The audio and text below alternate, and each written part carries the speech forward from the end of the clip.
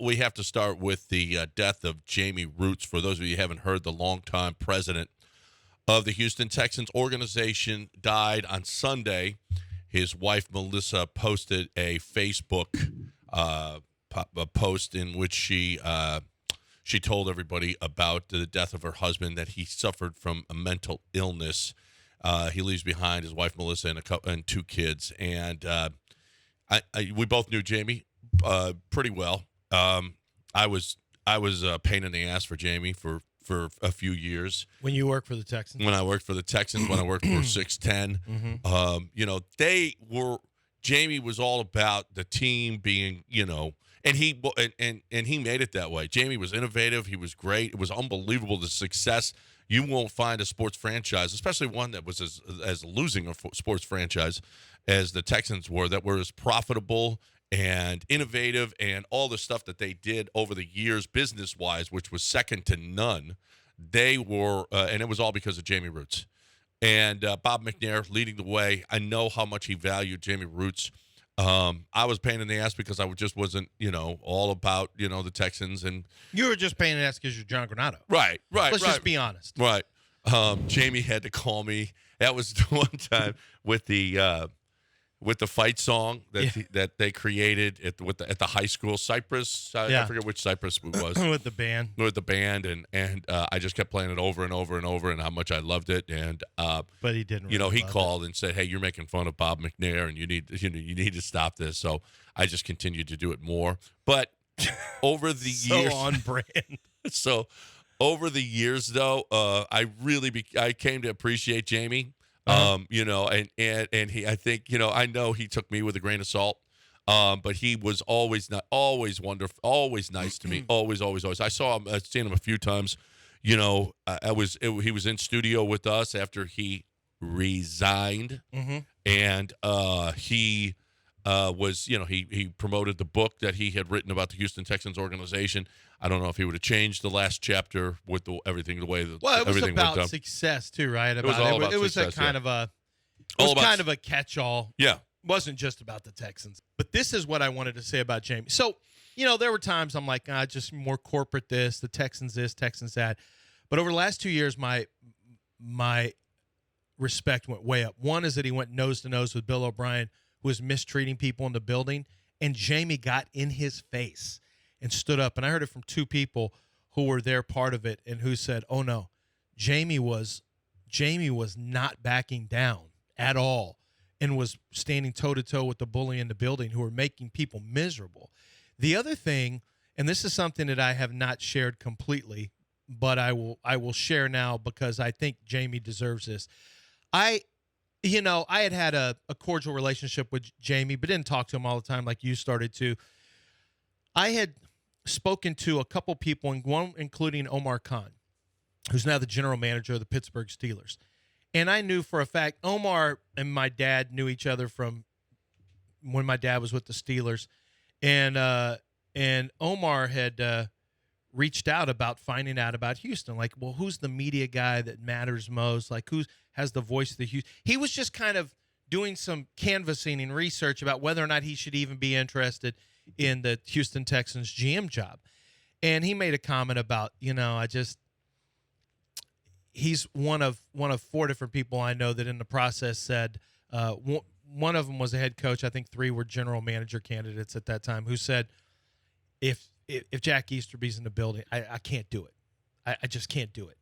And which is normal. Jack was Bill O'Brien's guy. Jack we know about Jack. He's very powerful.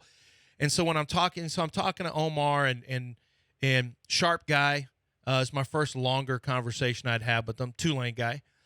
And so so I said, I'm just frustrated because I want the team to do well. And I knew how bad it was in that building with OB there and how they had taken over power, and he and Jack Easterby.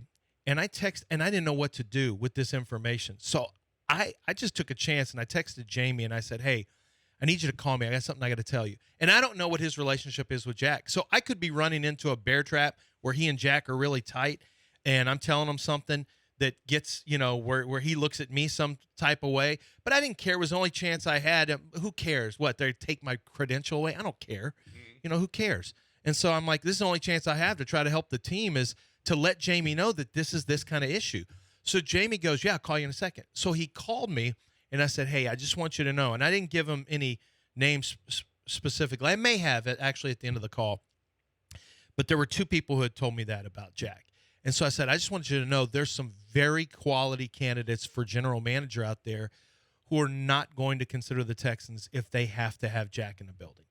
And I said, I don't know what your relationship is with Jack. Maybe you're best friends with him. I don't know.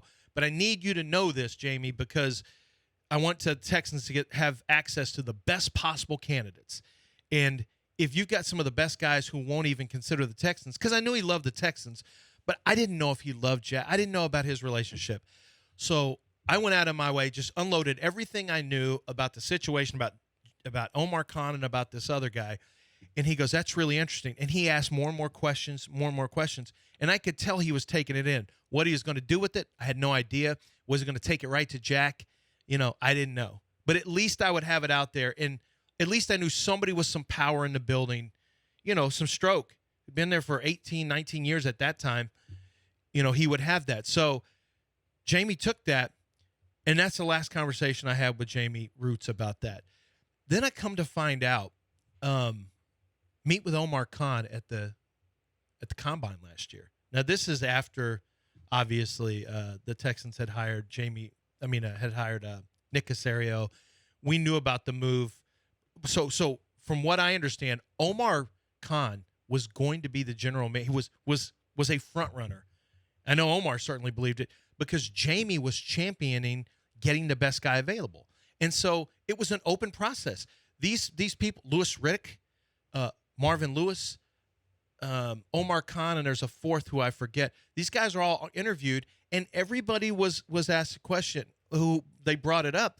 Do we have to, would you keep Jack Easterby? Well, would we have to? And the Texans, to their credit, said, no, if you're hired, you can have the building however you like it. So the Texans' credit, they opened that up. And, I think Omar thought he had a great chance of being being the new GM. I think Jamey believed that Omar was the right choice. Omar Khan, by the way, is the new general manager for the Pittsburgh Steelers. And Jamey wanted to make sure that the best possible guy got a chance. He wanted to make it open regardless of – he did not want Jack Easterby involved in the process. He wanted the McNairs to say, hey, this is the deal. So, it turns out basically in talking to Omar Khan at the Combine last year that Jamey was highly instrumental in looking for the best candidates, and one of them was Omar Khan. And the work that, from what Omar told me, the work that Jamey did behind the scenes to make sure that it was a fair process, it was an open process, and the Texans, and this is true to Jamey with the Texans. This is what I was saying. He loved the Texans so much that in my mind, Jamey was kind of part of the old guard of the Texans. But what Jamey wanted to do is get back to winning, get back to when Kubiak was there, or just get back to being the best they could possibly be with no hindrances, no agendas. Who's the best possible guy? And everything that Omar told me was that Jamey was trying to do exactly that. And then Jamey was left out of the Nick Caserio conversation. So Jack Easterby did an end around, got Nick Caserio in. Jamey did lose a power battle with Jack Easterby that Jamey was just trying to get the best guy possible. And I hope Nick Caserio does a great job. So far, he's doing a nice job. And maybe Nick ends up being the right guy. But my point is not about Nick. It's not about Omar Khan. It's not about Jack Easterby. It's that Jamey Rootes, a guy who ended up being with the Texans for almost 20 years, even at the very end, I trusted him enough to tell him some information that I thought was important for the team to know.